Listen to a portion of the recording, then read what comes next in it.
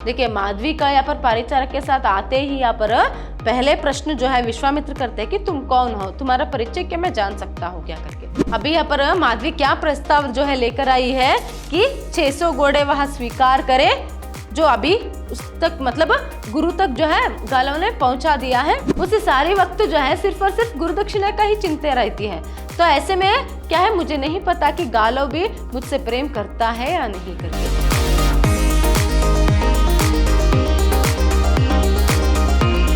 नमस्कार, मैं हूं हर्षिता, हिंदी लेक्चरर, विद्याश्रम कॉलेज मैसूर। आज हम मैसूर यूनिवर्सिटी के 4th सेमेस्टर बीकॉम के हिंदी पाठ्यक्रम से माधवी नाटक जो है उसे देखेंगे। माधवी नाटक के लास्ट सेशन में हमने यहाँ तक पाठ को देखा था कि जो गालव है वह अभी परेशान है क्योंकि माधवी उसे छोड़कर कहीं चली गई है। तो ऐसे में तापस भी वहां पर आकर मिलता है, उसे कहता है कि क्या है, तुम अभी गुरु के पास चले जाओ और वहां तुम्हें जरूर ऋण मुक्त करेंगे, माफ करेंगे। तब भी यहाँ पर गालव नहीं मानता और एक ही बात कहता है कि क्या है, मैं यहाँ पर माधवी के बिना नहीं रह सकता, मुझे माधवी को ढूंढना है करके। तो ऐसे में गालव आखिर में जो है यहाँ पर बात जो कहता है उसे यहाँ पर हार कर तापस क्या करता है, सिर्फ इतना कहकर वहां से चला जाता है कि तुम अपने आप को ऋणमुक्त समझो, एक मित्र होने के नाते यही तुमसे कहने के लिए आया था करके वो भी चला जाता है। पाठ यहाँ तक हुआ था। तो आगे का जो पाठ है मतलब जो दृश्य 2 है उसे अभी जो है हम देखेंगे आज के क्लास में। देखिए यहाँ पर अंक 3 दृश्य 2, कैसी विडंबना है कि मनुष्य अपने लक्ष्य की ओर बढ़ता हुआ भी उस तक नहीं पहुंच पाता। मनुष्य सोचता कुछ है, होता कुछ है। देखिए ये सभी कथावाचक यहाँ पर कहता जा रहा है, क्या है, कथावाचक जो है ये सभी बात जो है कहता जा रहा है। तो ऐसे में एक विडंबना ही समझो कि क्या है, मनुष्य जो है अपने मंजिल तक जाते हुए भी, उसके नजदीक होते हुए भी उस तक वहां पहुंच नहीं पाता। वो सोचता कुछ है और होता कुछ है। तो ऐसे में अब किसे मालूम था कि वितस्ता में बाढ़ आ जाएगी, किसे मालूम था कि माधवी इस तरह अंतर्धान हो जाएगी। गालव ने सारा उत्तराखंड छान मारा पर माधवी का कोई पता नहीं चला। किसे मालूम था कि गालव को परीक्षा में डालते डालते स्वयं गुरु विश्वामित्र परीक्षा में पड़ जाएंगे। कौन जानता था कि तट तक पहुंचते पहुंचते नदी का जल छिछला होने के बजाय और गहरा हो जाएगा। देखिए बहुत अच्छी सी बातें जो है पर कथावाचक कहता है कि किसे मालूम था, क्या है पर जो माधवी है ऐसे गालों को छोड़कर चली जाएगी, यहाँ पर जो अंतर्धान हो जाएगी करके दिया, मतलब वो ऐसे गायब हो जाएगी। और किसे मालूम था कि वितस्ता नदी में बाढ़ आ जाएगी।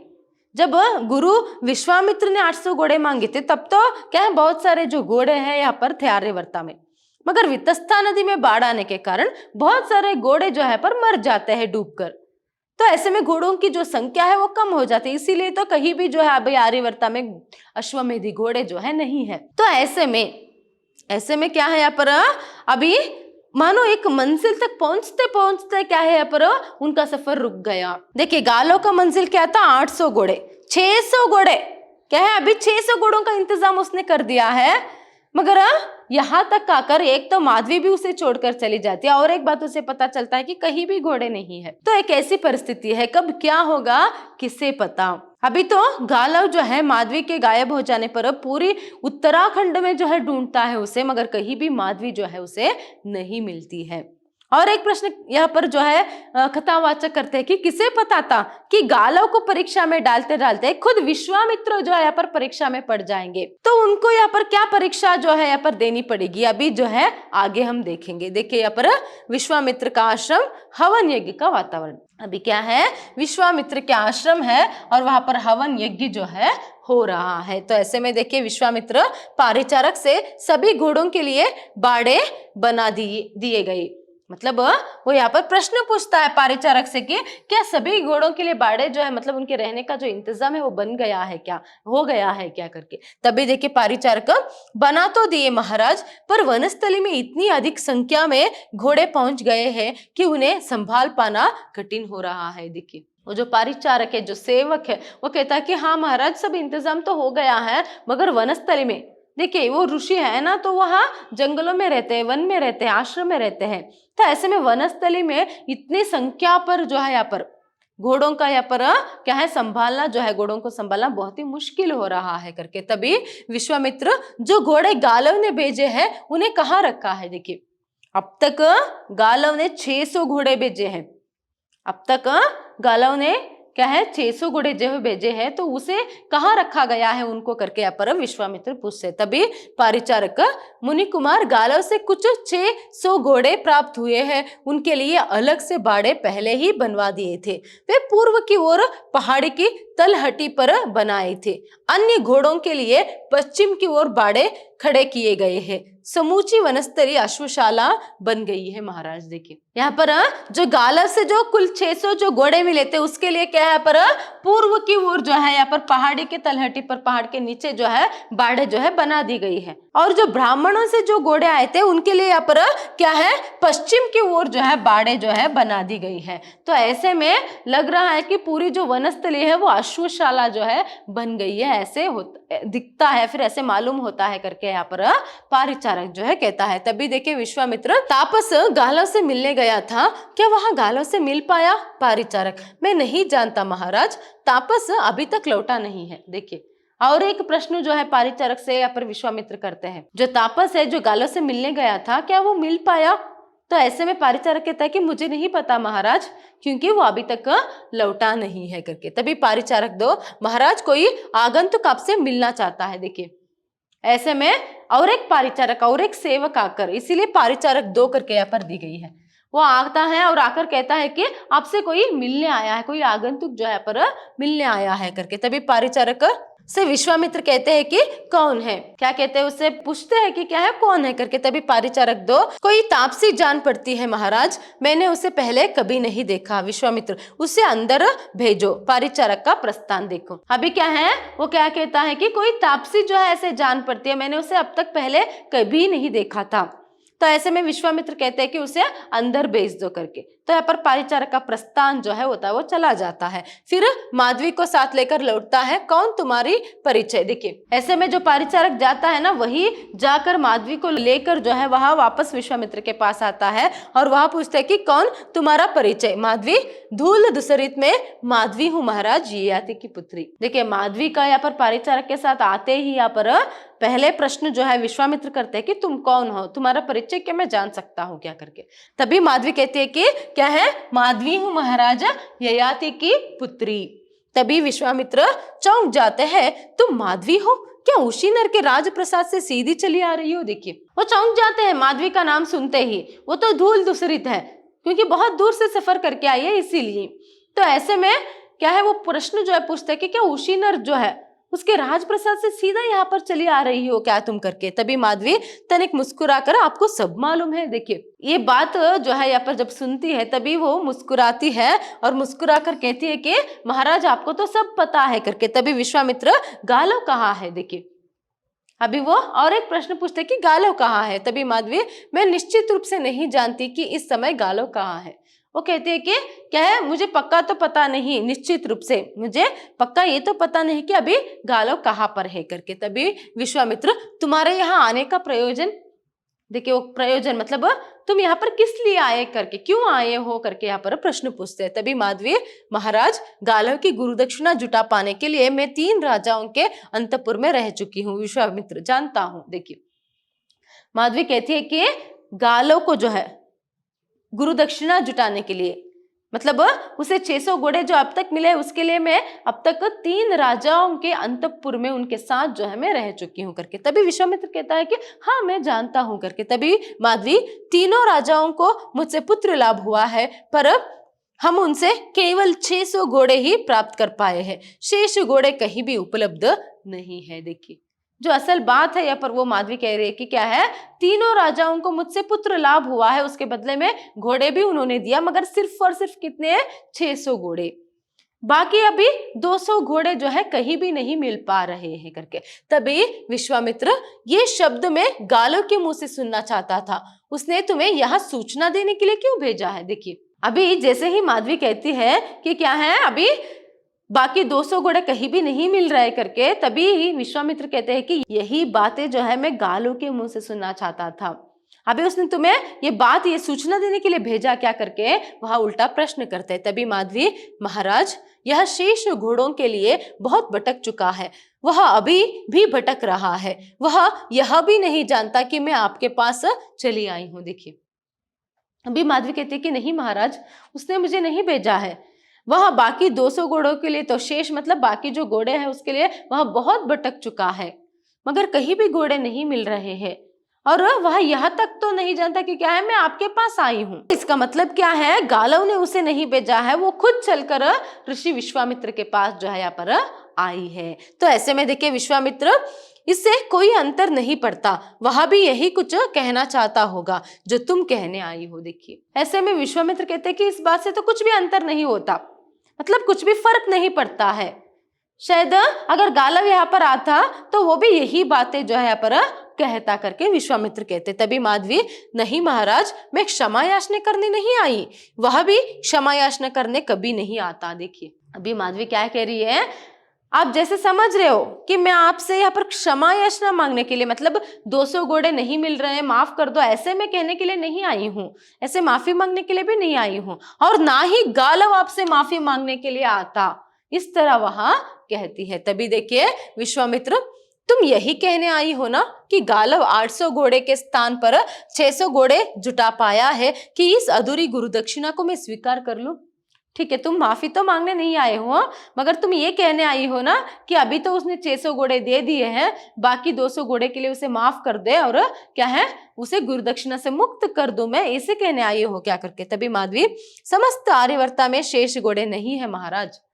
देखिए अभी पूरी आर्यवर्ता में कहीं भी जो है अभी बाकी जो शेष मतलब बाकी जो 200 घोड़े हैं वहां नहीं है महाराज करके। तभी विश्वामित्र फिर अभी क्या करना है, फिर क्या करके वहां प्रश्न पूछते हैं। तभी माधवी, हमें पता चला है कि शेष 400 घोड़े वितस्ता नदी पार करते हुए बाढ़ में डूब गए, बच्चे कुछ आपके आश्रम में आ गए, यही कुल घोड़े देश में थे महाराज, मैं आपके पास एक प्रस्ताव लेकर आई हूँ। देखिए माधवी को भी सब खबर है, इसलिए वो कहते हैं कि क्या है, बहुत सारे घोड़े वितस्ता नदी में बह गए और बाकी कुछ जो घोड़े हैं बच्चे कुछ है वो आपके पास है, तो ऐसे में कहीं भी घोड़े नहीं है, इतने ही घोड़े थे जो क्या है अभी आप ही के पास है सभी घोड़े, इस तरह करके वहां कहती है, और मैं आपके पास एक प्रस्ताव लेकर आई हूं करके कहती है। तभी विश्वामित्र, कहो क्या प्रस्ताव है।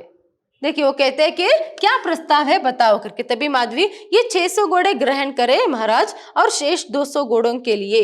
विश्वामित्र, हाँ कहो, रुक क्यों गई।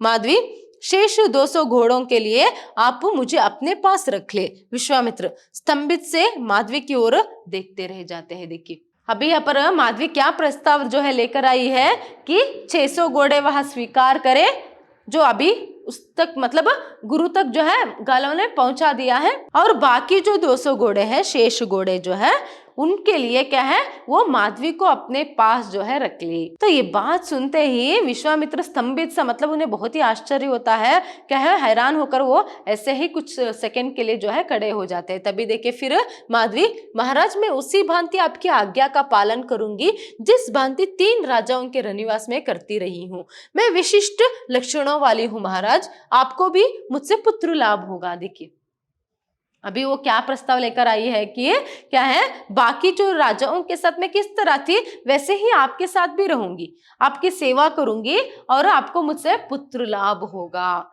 मैं विशिष्ट लक्षणों वाली हूँ, आपको एक अच्छा पुत्र लाभ जो है मुझसे होगा करके वहां कहती है। तभी देखिए विश्वामित्र अभी उसे देखे जा रहे, मतलब वो तो बहुत ही चकित सा जो है यहाँ पर हो गए हैं, हैरान हो गए हैं, और उन्हें भरोसा नहीं हो रहा है कि क्या है अभी वही खुद परीक्षा में क्या है यहाँ पर पड़ गए करके।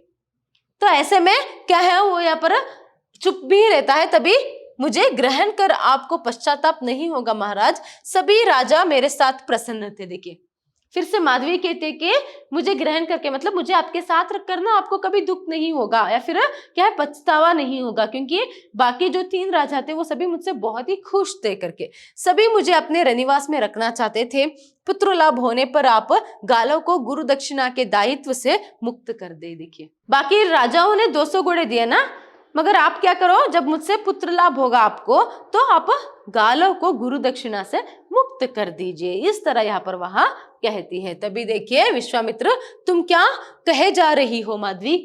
देखिए वो यहाँ पर अभी बहुत ही आश्चर्य जो है उन्हें हो रहा है और एक तरफ कहीं थोड़ा सा गुस्सा भी जो है उनमें है, तो इसीलिए वो कहते हैं कि तुम क्या कहे जा रही हो, तुम क्या बोल रही हो, तुम्हें पता है माधवी करके वहां प्रश्न करते हैं। तभी माधवी, मैं ययाति की बेटी हूँ महाराज, आश्रम में रह चुकी हूँ, आश्रम के सभी विधि नियम जानती हूँ। यज्ञ होम में आपकी सेवा करूंगी, आश्रम वासियों की सेवा करूंगी। आप कहेंगे तो आश्रम की पारिचारिका बनकर रहूंगी, जिस रूप में रखेंगे रहूंगी। देखिए, जब माधवी को ऐसा लगता है कि क्या है, ये बात जो है उन्हें पसंद नहीं आती, तो वो और एक बात जो है करती है कि मैं ययाति की पुत्री हूँ और मुझे आश्रम के सभी रीति रिवाज जो भी नियम है वो सभी मुझे अच्छे से पता है।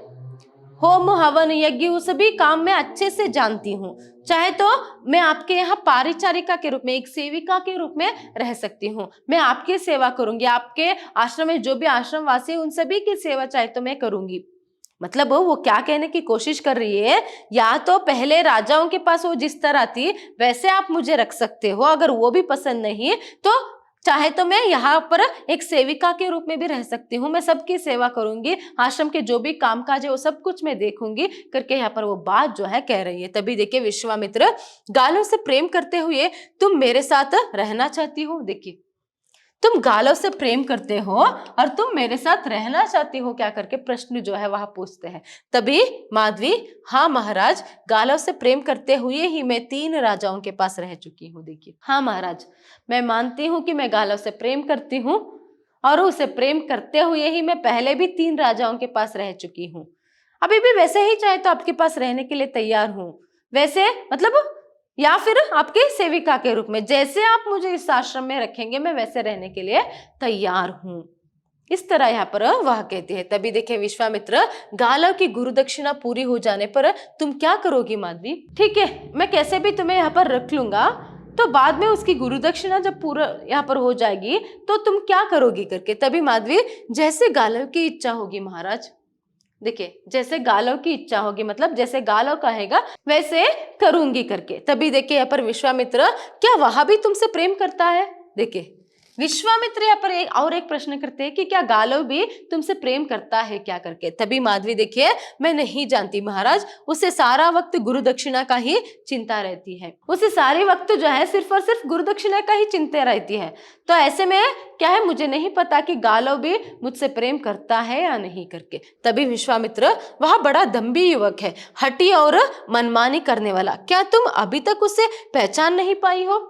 देखिए, यहाँ पर गालव के बारे में वो कहते हैं कि वो दम्भी है, हठी है और मनमानी करने वाला है। तो अब तक जो तुम उसके साथ रही हो, क्या तुम्हें गालव के बारे में पता नहीं है क्या करके। तभी देखिए यहाँ पर माधवी, जानती हूँ महाराज, हाँ महाराज मैं जानती हूँ, वो हठी है, उसमें दम्भ की मात्रा भी है और उसके साथ साथ क्या है यहाँ पर वहां मनमानी करने वाला भी है। ये सभी लक्षणों से, गालव के इन सभी लक्षणों से मैं परिचित हूं करके। तभी विश्वामित्र देर तक माधवी को देखने के बाद आगे बढ़ आते हैं और उसे दोनों कंधों से पकड़कर, माधवी माधवी, तो क्या गालव गुरु दक्षिणा से मुक्त होगा?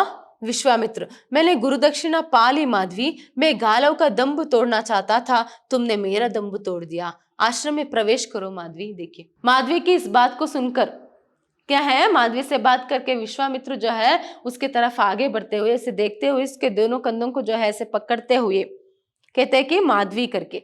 तभी यहाँ पर क्या है, जो माधवी है वो पूछते कि क्या अभी गालव जो है यहाँ पर, तभी माधवी यहाँ पर क्या पूछते हैं विश्वामित्र से कि अब क्या गालव जो है वहां ऋणमुक्त हो पाएगा क्या करके। तभी देखिए विश्वामित्र यहाँ पर क्या बात कहते हैं, याद रखिएगा कि क्या है, मैंने गुरु दक्षिणा पा ली माधवी, मैं गालव का दंभ तोड़ना चाहता था पर तुमने तो मेरा ही दंभ जो है तोड़ दिया। देखिए, ना ही गुरु में दंभ की मात्रा कम है और ना ही शिष्य में। तो ऐसे में खुद यहाँ पर वह स्वीकार करते हैं विश्वामित्र कि मैं उसका अहंकार तोड़ना चाहता था और तुमने यहाँ आकर ऐसे बातें करके मेरी अहंकार को ही तोड़ डाली, तो अभी तुम आश्रम में प्रवेश करो माधवी करके यहाँ पर विश्वामित्र कहते हैं। तभी माधवी को लेकर विश्वामित्र आश्रम में चले जाते हैं। देखिए, माधवी को लेकर विश्वामित्र जो है आश्रम के अंदर जो है वह चले जाते हैं। देखिए, इस तरह जो है माधवी यहाँ पर अपनी दायित्व को जो है वह निभाती है। क्या है, उसकी जो जिम्मेदारी है उसे वहां निभाती है।